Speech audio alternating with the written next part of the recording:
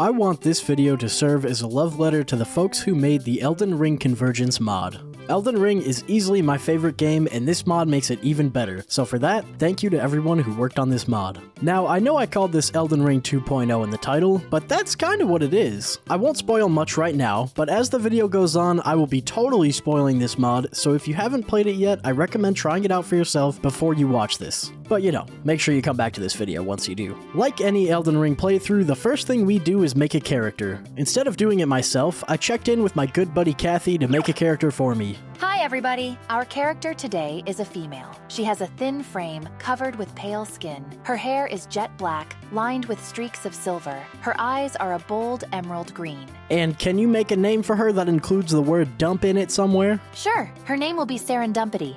That is better than anything I could have ever come up with. Good work, Kathy. Enjoy the rest of the video, everybody! Don't forget to subscribe! With this mod, there's a new class system. I'll talk about it much more in depth later, but right now I've got to pick one. I'm gonna start with the Fundamentalist class, a faith-heavy build, because I don't think I've done a Golden Order type build in a video yet. With each new class comes a new starting location. Gone are the days of getting murdered by the Grafted Scion. The Fundamentalist starts in the Third Church of Marika, the place where you would typically get the Physic Flask, but every class actually starts with a flask automatically. You also start with Torrent, and have the Round Table unlocked, which I think is a nice change. Cleans up some of that early game repetitiveness. The Fundamentalist weapon is the Blade of Calling, the same weapon Melina uses, and a weapon you wouldn't normally get until much later on in the game. I also selected the Heirloom Remnant as my starting item, which means I can craft an Heirloom Talisman. The Remnant crafting system is really cool. Essentially, you collect things called Remnants that let you craft things like talismans and Physic Tears. That means that those things are no longer found in the overworld, which sounds scary at first, but having this system is much better in my opinion because you can really spec into whatever you like much earlier on. You don't have to travel across the universe to find like a talisman. I also started with a couple spells, which I tested out on a troll outside of the church. I was a bit weaker than I was expecting, but not for all too long, because after fighting him, I got started on my Fundamentalist path. A path is something every class gets, and the path tells you where you can get spells that fit your class and armor that will give you optimal buffs for your class. Oh yeah, that's right, all of the armor in this mod has specific buffs on it, so wearing armor isn't just as simple as highest defense is best anymore, which gives armor that you might not normally wear a chance to shine. The first set of spells I need to find is in Murkwater Catacombs. I actually forgot where this place was, but I ended up stumbling upon it on accident. I got gangbanged by imps here, but ended up getting through and was faced with the Grave Warden Duelist. I may have had a little too much fun against this guy with the Sacred Ground spell, which you can just spam and make a big circle of pain, but after pushing my GPU to its limits and dying a couple times, I killed him and was rewarded with this, the Shimmering Rune of Order. When you pop these, you'll get a couple new spells. There's 5 levels of runes. A Faint Rune, which I used at the very start, a Shimmering Rune, which I just got, and then there's a Glowing Rune, a Shining Rune, and a Radiant Rune. The runes give you more and more powerful sorceries or incantations, and each class that uses spells has a set of runes. This makes having a class actually feel like it matters. And don't worry, you can find all the other paths too, so you're not just stuck with one. I'll find some more runes later, but for now, I need to toughen up a bit. I got a memory stone from the Round Table, these two sell a lot more stuff, and then on my way to get some flask upgrades, I ran into a brand new boss. This is the Erdtree Sentry. It's kinda just a reskin of the Hero of Zamor bosses, but this one uses holy magic with its attacks, and in my opinion, is much harder. I tried fighting it, but I was getting my shit pushed in, so I ran off. I found the Frenzy class starting location, which gave me some Frenzy incantations, and then got a bunch of Sacred Tears. At the moment, I'm just prepping to fight Margit, because the next rune I want, the Glowing Rune of Order, is in Stormvale Castle, so I'll have to go through him first. I fought Miranda, if you can call spamming the Sacred Ground incant over and over a fight. I found the Beast class starting location. I upgraded the Blade of Calling to +5, which is a little easier with the new Smithing Stone system, and then went back to get revenge on the Erdtree Sentry. This guy is absolutely insane, and beat me up for a while, but I killed him eventually, which opens up something really cool. This is a teleporter that will take you to any other minor Erdtree in the game. That's right, you could teleport to the mountaintops, you could teleport to Caelid, you can even teleport to some places that don't have minor Erdtrees like Deeproot Depths. I like this idea. It really opens up the game, and if you're just playing it for bosses and collectibles, it can cut down a lot on travel time. With that looming threat off my mind, I figured it was time to give Margit a shot. My first try didn't go all too well. He's a lot tougher than I thought he would be. My second and third tries were much closer, but with the sheer amount of stuff out there for me to find at the moment, I decided I would come back to him later. I went out and did some more exploring. I got a couple shimmering runes, I killed a new boss who was actually just an old enemy, but it was still cool. I killed an actual ancient hero of Zamor. I killed a couple more bosses and got a couple more runes before I was teleported to Castle Morn. There's a lot more of these teleporters scattered throughout the world, and they all take you somewhere connected to where you're teleporting from. For instance, I killed the Scaly Misbegotten boss and unlocked the Castle Morn teleporter, an area full of Misbegotten. Once again, I like this. They all feel pretty natural. The boss of this arena, the Leonine Misbegotten, was actually wielding the sword that he drops, the Grafted Blade Greatsword. It's so cool to see him actually using it, and it makes way more sense than him using a normal sword. After I killed him, another teleporter opened up. Where did this one take me? The Lanedale Sewers. Okay, so maybe they don't all make that much sense. That means, though, that I'm in the capital without even having killed Margit. I'm a bit out of my league here. With all that grinding done, I was actually ready for Margit this time. I played so well against Margit, it was actually incredible. The best I've ever played, maybe, and I beat him very handedly.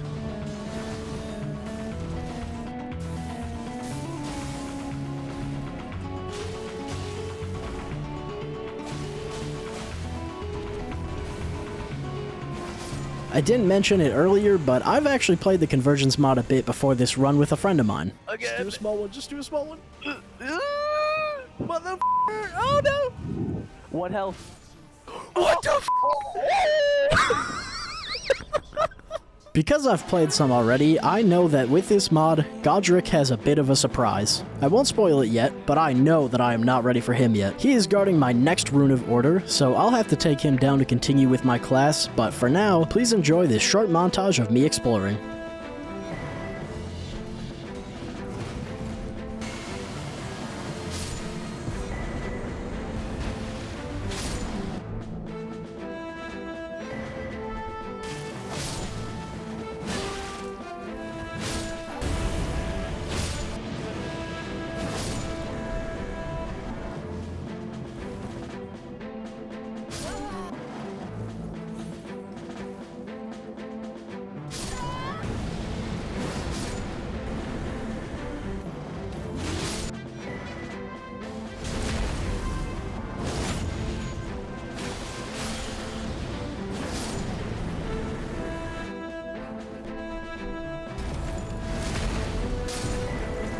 Another really cool thing about this mod is the new weapon affinities. I bought a Partisan from Kale and put on a Holy Affinity to match my build, but there's a ton of affinities that you can use, and they're all unlocked right from the start, which again is really nice. I've gotten a substantial amount stronger since beating Margit, and felt like it was time to beat up Godric. Getting to him was a bit of a pain in the ass, hashtag all my homies hate birds, but I made it to him eventually. Now, just watch this fight for a second and tell me if you see the surprise I mentioned earlier.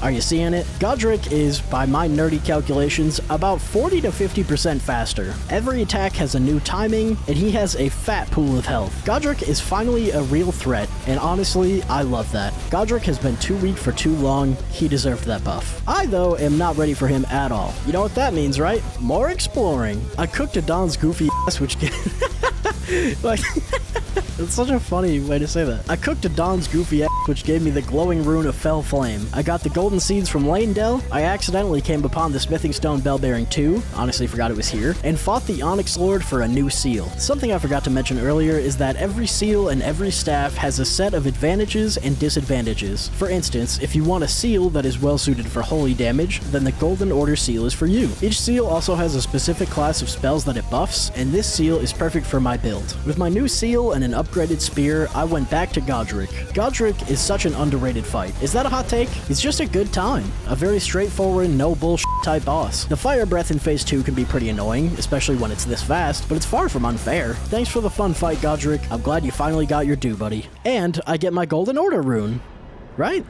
Where the f is it? Well, the path says that it's in Stormvale Castle, and I just assumed that Godric had it, but he doesn't. I actually didn't need to fight him to get it at all. My bad. To buff myself even more, I killed the Tree Sentinel duo to get their armor, which is one of the recommended armor sets in the Fundamentalist path. This mod is full of quality of life updates, including being able to enter the Academy of Raya Lucaria without getting the Glintstone key. I don't really mind getting the key, but after playing this game as much as I have, it gets to be kind of annoying, so I don't really mind this change at all. A change that I'm I'm not sure I understand is having Bulls the Carrion Knight in place of the Red Wolf of Radagon. I like the Red Wolf, and it being here made a little more sense lore-wise. I killed Bulls without much sweat though, and even though it's a bit of a tradition for me to gimp Moongrum, I fought him fair and square this time. God bless whoever put a Grace right in front of Renala's room, because that run is so goddamn annoying. Then my fight with Renala really wasn't all too notable. She's not a very tough boss. Honestly, wish they had gave her the Godric treatment so that she wasn't so easy to steamroll, but hey, that's 2 shard bearers down. We're starting to pick up speed pretty quickly here, but before we get too far, I want to make sure that I do some adventuring, take some paths I might normally skip, fight some bosses I might normally skip,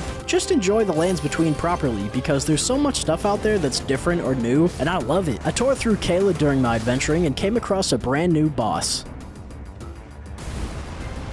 That is a sick entrance. Like the Leonine Misbegotten, this guy actually wielding the Ruins Greatsword is so fucking cool. Right after beating him, the Festival of Radahn started, which I was not expecting. So I'm already here, let's fight my boy. I've clowned on Radahn in my past videos, and unfortunately for him, this one wasn't much different. It was a cool fight though. We were really just trading blows the whole time, but I far outdamaged him, and I reclaimed the stars. To continue my path of destruction, I'd next like to go to the capital. Technically, I've already been there, in the sewers, but I like fighting the Draconic Tree Sentinel. They changed it so you don't have to fight this guy, but I think that he's a good litmus test for the next section of the game. He chump checks you, and if you're a chump, he will definitely let you know. Today though, he was definitely the chump, and I got some cool new lightning spells with the glowing rune of lightning. My run through the capital was uneventful, but the next boss was anything but. Sigur, hopefully I'm saying that right, Knight's Captain. This guy is very similar to the Grave Warden Duelist, very clearly the base for this boss, but he's got some cool new moves. I'm very pleasantly surprised at how well the new bosses have worked, honestly. They really haven't missed so far. And he dropped 480k runes. That really doesn't make much sense, but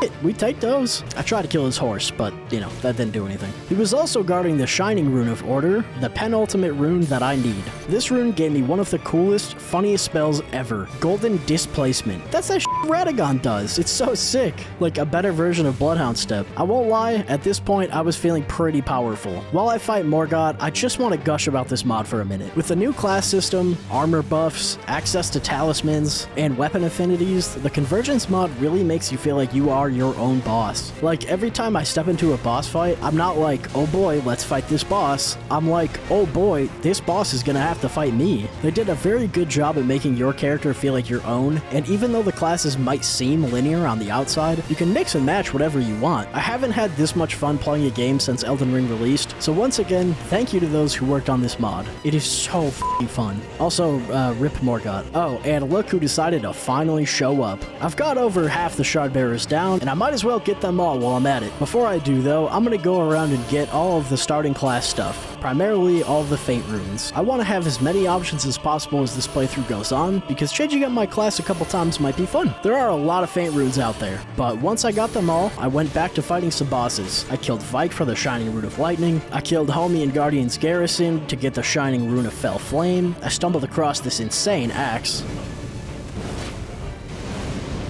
Yeah, that's tight. And in the same place I got the axe, I killed an ancient hero of Zamora and got the Radiant Rune of Fell Flame. Boy, this thing did not disappoint either. I wanted to get some bell bearings, so I fought the Falling Star Beast in Caelid, but after I killed it, a teleporter opened up. There's a monkey clapping cymbals in my brain, so I stepped through it and... yeah, this is Estelle's place, huh? Well, I'm more than capable of taking on this Eldritch Horror, and even with some depleted resources from the Falling Star Beast, I crushed him pretty good. Now, usually there's a magic seal preventing you from going past his area if you haven't done Ronnie's quest up to this point, but it's gone now. I took the elevator up to the Moonlight Altar and continued fighting bosses. This is peak Elden Ring. When you fight a boss who leads you to a boss, who leads you to a boss, who leads you to a boss. I love that shit so much. Like, I was trying to get a bell bearing in Caelid, and now I'm getting my ass clapped by Electo in the Moonlight Altar. I did end up killing her eventually and got the Shining Rune of Night. Probably never gonna use it, but it's cool. I wanted to continue exploring and went back to Altis. I found Oleg in place of Godefroy, which was neat. I killed Gillica and my frames with Sacred Ground, found the Shining Rune of the Storm, and geared up to take out another Shardbearer. Well, I wasn't actually trying to get there on purpose, but when a teleporter took me to Volcano Manor, I figured I might as well. The Godskin Noble blocking my way went down pretty easy and dropped me the glowing Rune of Black black flame. Then on my way to Rykard, I found the glowing rune of magma. I guess that's a pretty good spot for it, makes sense. It might sound scary at first, but for Rykard, they tossed out the serpent hunter, which means you've got to beat him with your own and I don't mind that one tiny bit. The way I ended up beating him actually was with the oh so silly spell, Sacred Ground. Rykard doesn't move around much, so just spamming this over and over next to him really tore up his health. It may not have been the most creative or exciting way to do it, but having this even be an option is really funny. I wanted some more runes before continuing on and found the Shining Rune of Ancestors as well as the Radiant Rune of Magma. I was feeling beyond strong at this point and wanted to test my skills against someone who could take a beating, the Fire Giant. I've defended him in the past and I defend him again. I like this guy, and he was a great person to test my build on. After beating the Fire Giant, you get to grab the Sword of the Cyclops. This thing is sick. I'm getting tempted to try a fire build at this point, but I'm not quite ready to switch up. Okay, I'm pretty nasty at this point, and there's only 2 shard bearers left. Honestly, I walked into Mohg's arena expecting to absolutely smoke him, but that was not the case. Mohg has always been a mental block for me, and he wasn't much easier now. This is the first time since fighting Godric earlier that I felt like I wasn't the boss anymore. That feeling is also great though, because I don't know about you guys, but if you put something in front of me and tell me I can't beat it, it just makes me want to fight through it even more. Mohg was brutal, but I ended up beating him, which gave me the Radiant Rune of Bloodflame. You can even use Nihil now. That's f***ing crazy. I mentioned it a minute ago, but I think I'm ready to change up my build a bit. The next build is the Fell Flame build. Fingerprint armor to buff fire damage, Axe of Fell Prophecy, and some big new fire incantations. I didn't say anything about it earlier, but in front of the Giant's Forge is a big gate, preventing you from burning the Erd Tree and reaching the endgame. To unlock the gate, you need the 5 keystones, which you get from fighting certain main bosses. I've got the first 4, but the one who has the 5th keystone is Malekith. How do you fight Malekith without burning the Erd Tree, you might be wondering? Well, you go through my old friend BBK. Behind the Bestial Sanctuary is this arena that BBK guards with a teleporter that will send you to Farum Azula once you beat him. Not only is this arena incredible, but BBK was the perfect boss to test my new build against. He's no slouch, and I think they may have even made him tougher with this mod, but even my goat was no match for such a powerful build. Like I said, the teleporter will take you to Farum Azula, where you'll encounter yet another new boss, Sira, Blade of the Ancients. They really don't miss with these bosses, man. I know some people hate the lion guys, but I think they're pretty neat, and this boss fight was a good challenge. Much better than fighting Slim Shady and his fat friend.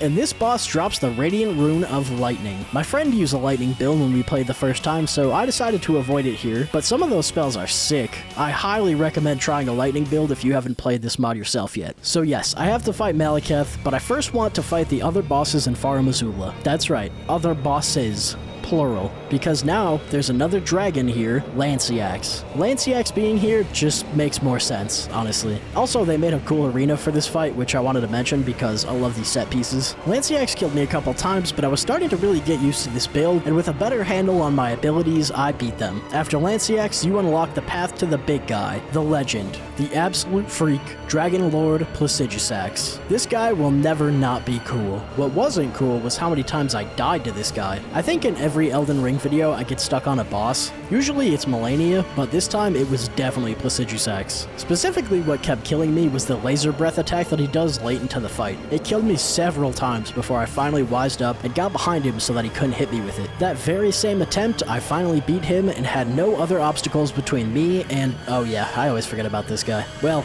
he got melted. Like, literally. Another boss I will often get stuck on is Malekith. The Beast Clergyman phase is actually what gets me most of the time because he's just so fast, and for some reason I can never tell what he's gonna do next. I fought through though, and once it was me and the Black Blade, I did much better. I defeated Malekith and now had the option to go to the endgame. Before I do though, there's a couple more bosses I really want to fight. The first of them being the Lich Dragon Fortisax. I used the Erd Tree teleporter to go to the Deeproot Depths where there was a new boss, the Dragonkin Soldier. Well, he's not new, but him being here is new. He actually gave me some real trouble, and the run back to him was pretty annoying, but once I did end up killing him, I got the Radiant Rune of Night. I'm more of an incantations guy, so I'll pass on these. There is an actually new boss here though, the Blighted Nox Ancestor. He was cool. I wish he had more health, honestly. I tore right through him, but still cool nonetheless. When I approached Godwyn's throne, I was prepared to fight Thea's champions. That, though, did not happen. What did happen was Fortisax jump scaring me. I complained about Fortisax in my I killed every NPC in Elden Ring video, but he's grown on me a little bit. Maybe I should have fought him earlier on though, because he didn't seem quite as tough as as usual, and I beat him without too much trouble. That leaves me with just one last boss that I need to take out. I think you all know who I'm talking about, but before I face her, I wanted to finish collecting some runes. I got the Shimmering Rune of Frost from Loretta, I got cooked by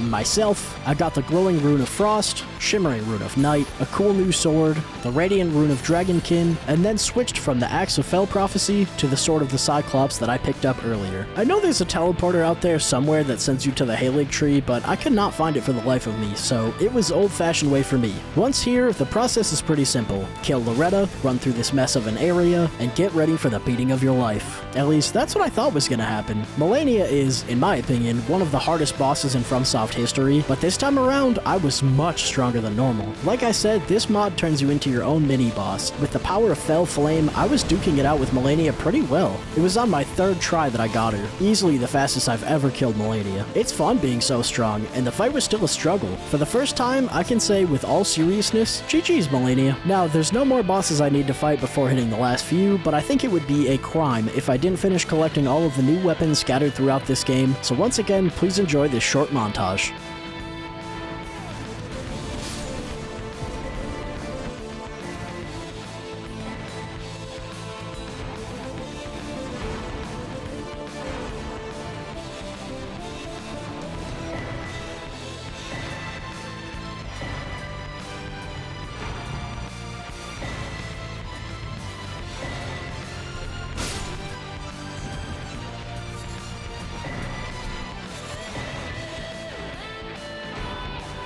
I also went and got the Earthbreaker seal so that I could try out a purely physical build against Gideon. I got a couple more runes and upgraded the leaden maul that I found earlier to go with my physical build. I approached the big gate in front of the forge, stepped through, and...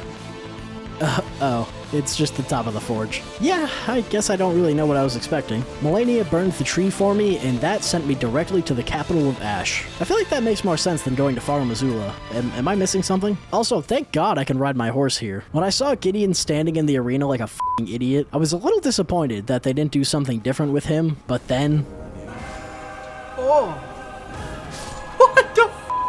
Yeah, I did not see that coming. Scarred, I think it is sort of a roided up Crucible Knight with some bestial abilities as well. His fight wasn't all too crazy, but I will definitely never forget that entrance. And he drops a really cool sword that will go perfectly with my new physical build. I leveled the sword and my seal up, and prepared for the most manly battle of my life. I'm thankful they didn't change anything with Godfrey. This guy is just too good. Probably my favorite fight in the game, at least maybe tied with Radon. That being said, this wasn't too much of a struggle. There was no cheese, hardly any spells, just one-on-one fighting, and I came out on top. Which means that only Radagon and the Elden Beast stand in the way of me becoming Elden Lord. But, for one last time, before I fight them, I'm making a new build. Oh, death, become my blade once more. I call this the God of Death build. A combination of Black Flame incantations and Destined Death abilities, all tied together with the Black Blade set and Malekith's sword. It may be a little edgelord-ish, but man did this build feel strong. I got owned by Radagon on our first fight. I don't know whose f***ing bright idea it was to give him a parry, but I beat him on my 2nd try and was left with the Elden Beast. Let me tell you, I destroyed the Elden Beast. The combination of Destined Death cutting huge chunks of its health and the soul burn damage coming from the Black Flame incantations were more than a match for the big blob. This mod is incredible. There's so many things I didn't even get to mention, like the dummy you can test stuff on in the round table, the auto pickup feature, being able to revive remembrance bosses, and even more stuff. I've got to say it again. Thank you so much to the wonderful people that worked on this mod. You gave this Elden Ring fanatic another great experience with this game, and I can't wait to see what they do with it in the future. And to you guys watching, subscribe if you're new to the channel, and keep an eye out for the new membership video where I show off some of my favorite things in this mod. Thank you all for watching. GG's everybody.